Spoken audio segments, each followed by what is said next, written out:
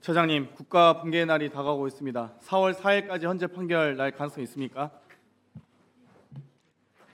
재판부에서 지금 심리 중에 있고 지금 그 선고를 지금 엄청난 경제적, 외교적, 또 전 국민적 손실이 있는 건 잘 알고 계시죠? 아주 한가하게 그렇게 지금 선고를 미룰 때가 아닙니다. 그렇지 않습니까? 전 국민이 고통받고 있지 않습니까? 전 기업인들이 다 고통받고 있습니다. 소상공인과 자영업자, 중소기업, 직장인들 다 고통받고 있습니다. 그렇지 않습니까? 헌재 지금 한가합니까? 전 국가적 지금 관심사가 주요 사안 아닌가요? 맞습니까? 그건 동의하시죠? 예, 그렇습니다. 저는 지금 줄 내란 사태라고 좀 지적하고 싶은데요. 1차 내란을 윤석열, 김용현 내란 수괴들이 벌였고 2차 내란을 한덕수, 최상목 대행이 벌였고 3차 내란을 행여나 헌법소기관인 헌법재판소가 헌법재판관들에 의해서 하는 게 아닌가라는 깊은 우려를 가지고 있습니다. 지금 윤석열 내란 수괴에 대한 헌재 탄핵 심판이 법리적으로 어려운 게 아닙니다. 그렇지 않습니까? 국회에 군이 진입했습니다. 국가 기물이 헌법기관의 기물을 파손하고 진입했습니다. 의사장에 있는 의원들을 끌어내려고 지시했습니다. 내란 수괴가. 그러면 당연히 헌정질서 소의지가 없음을 입증한 겁니다. 그렇기 때문에 윤석열은 파면돼야 함이 마땅합니다. 그렇지 않습니까?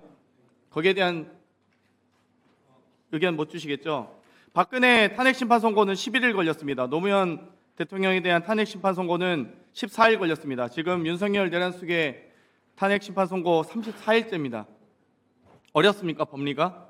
탄핵 소추안 가결 이후에 박근혜 탄핵 심판은 91일 걸렸습니다. 노무현 대통령에 대한 탄핵 심판 선고는 63일 걸렸습니다. 지금 107일까지 이렇게까지 걸릴 일입니까?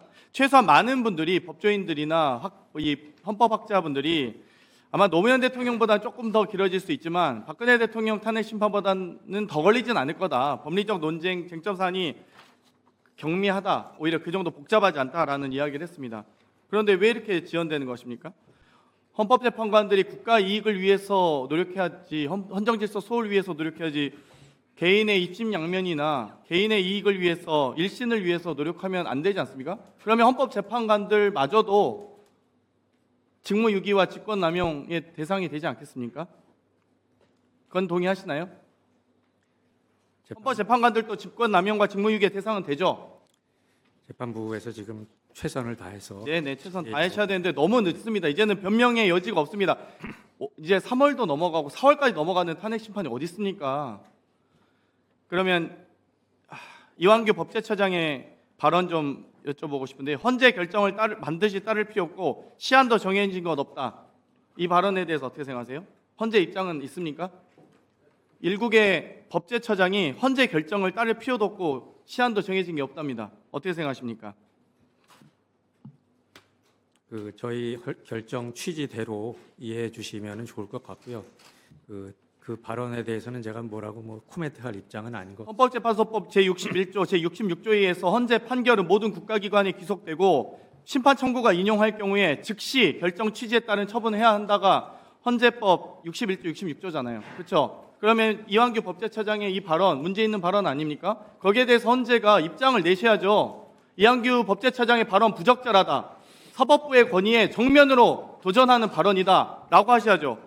그런데 더 심각한 문제는 이 국무회의에서 이 발언들에 대해서 이 해당 국무위원들이 법제처장과 비슷한 의견이었다라는 보도가 있습니다. 내란의 공범들이 버젓이 국무회의에 앉아가지고 국정운영에 가담하고 있는 겁니다. 이것은 사실상 추가 내란 행위를 하고 있는 것이고요, 내란이 지속 중임을 증명하는 겁니다. 그렇기 때문에 더더욱이나 더 빨리 헌재가 빠르게 선고 내주셔야 되지 않겠습니까?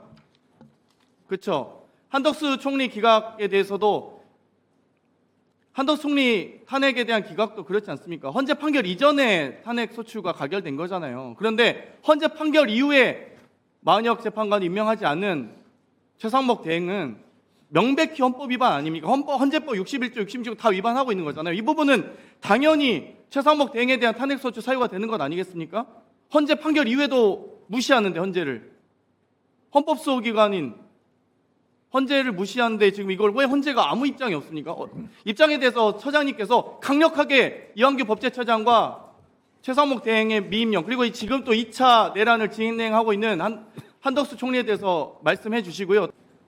임명이 되지 않고 있는 행위에 대해서는 권한쟁의 심판 사건에서 그 이제 선출권을 침해했다는 판시를 저희가 결정문에서 한 바가 있고요.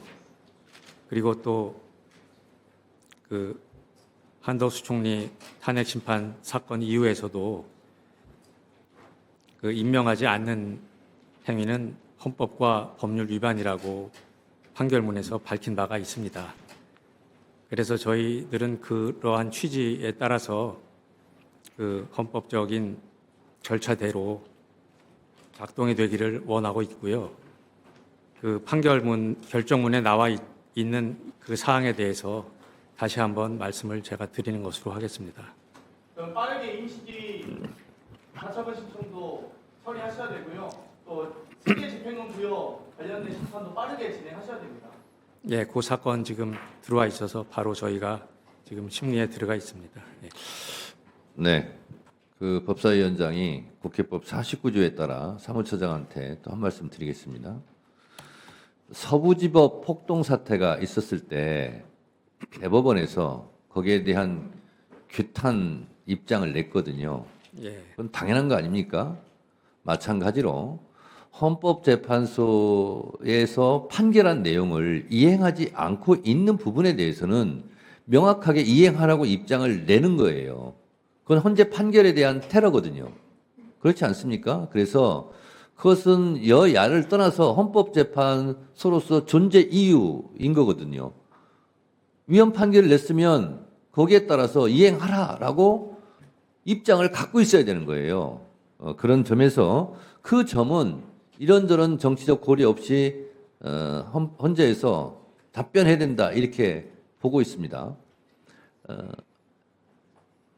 어렵지만 예를 들면 민주적 절차적 정당성이 확보되어 있는 선출직 공무원, 특히 대통령을 파면하는 문제는 법과 원칙이 가장 큰 무기거든요.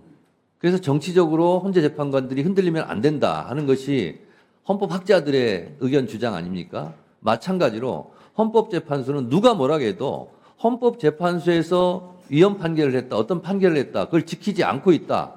그러면 헌법재판소법 67조에 따라서 지켜라 라고 이런 공개된 장소에서 밝혀야 된다고 저는 생각합니다. 처장님. 그렇지 않습니까? 위원장님 말씀 제가 이해를 하겠습니다. 네. 민감한 부분은 예. 답변하기 곤란한 부분은 그렇다 할지라도 적어도 헌재에 대해서 뭐 공격하거나 헌재에 대한 판결에 대한 테러나 아니면 이런 부분에 대해서는 명확하게 그것은 해 주시는 것이 그건 헌재의 존재 이유고 당연한 일이라고 생각합니다.